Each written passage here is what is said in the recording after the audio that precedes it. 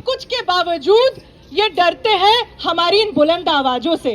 ये डरते हैं कि एक दिन वो लोग जो निहत्थे हैं वो इनसे डरना बंद कर देंगे, और इनका यही डर बताता है कि हमारी जीत तय है और इनकी हार निश्चित है।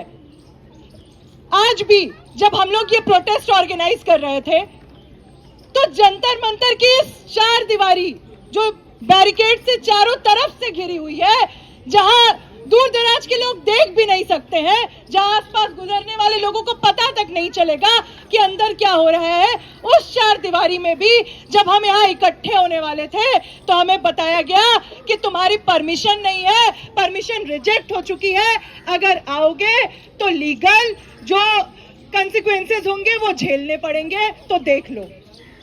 तो समझ ही रहे, जो कहने के लिए हमारे पास प्रोटेस्ट का राइट, हमारे पास बोलने का अधिकार, आज इन सब की जो असलियत है वो हमारे सामने है।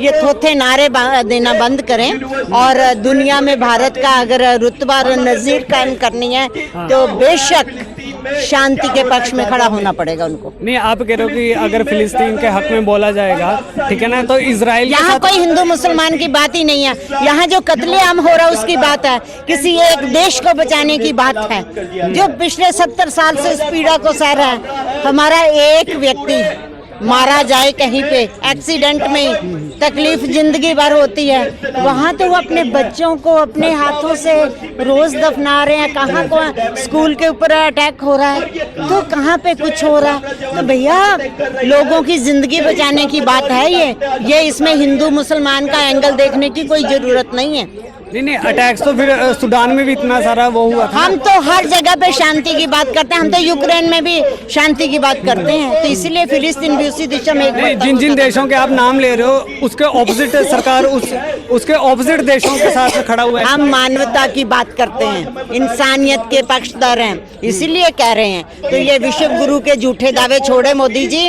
और सच में भारत का जो शांति से अस्तित्व की बात थी उसको करके दिखाएं। एक सेकंड।